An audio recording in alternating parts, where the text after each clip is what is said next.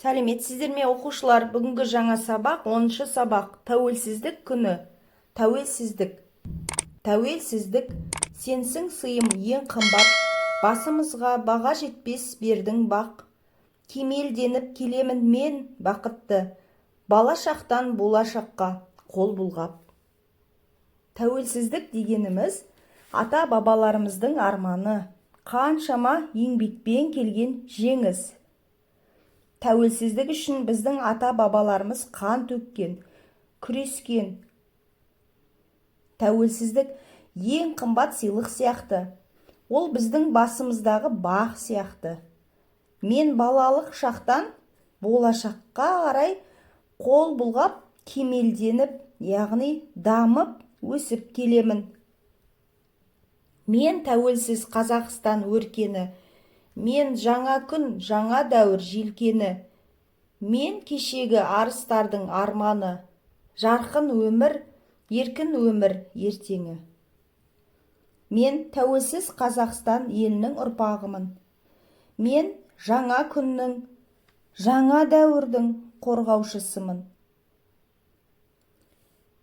Мен қазақтың арыстарының арманымын. Яғни арыстар дегеніміз ұлт азаттық қозғалысының қайраткерлері.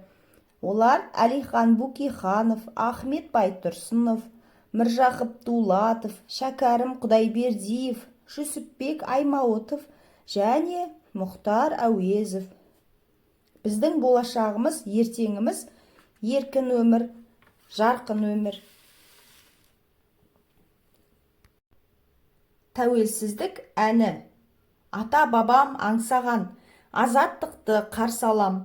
Жер жаһанға, ғаламға бостанмын деп жар салам. Ата-бабаларым армандаған азаттықты, тәуелсіздікті қарсы аламын.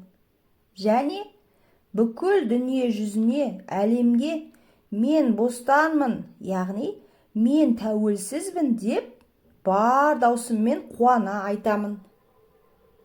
Азаттықтың ұраны, алаш еді жыраны, қалықтайды көгімде еркіндіктің қыраны. Азаттықтың, яғни тәуелсіздіктің ұраны және жыраны алаш. Аспанда еркіндіктің қыран құсы қалықтап ұшады. Желтоқсанның ызғары қариды ғой бізді әлі, құрбан болған құрбы үшін жүрегіміз сыздады. Яғни оқушылар 1986 жылы желтоқсан айында қазақ жастары тәуелсіздікті талап етіп көтеріліс бастаған.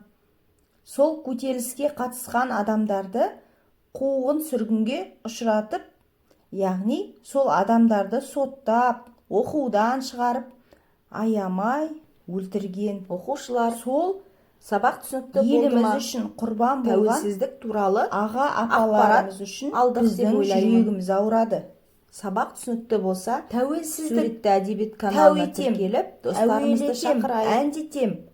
Азаттықтың ақ таңы өлшенбейтін мәнге тең. Тәуелсіздікке бас иемін. Тәуелсіздікті биікке көтеремін. Тәуелсіздікті әндетіп әнге қосамын. Бұл тәуелсіздік азаттықтың, бостандықтың ақ таңы сияқты шексіз, баға жетпес мән мағына сияқты. Оқушылар, сабақ түсінікті болды ма? Олай болса, суретті әдебиет каналына тіркеліп, достарымызды шақырайық.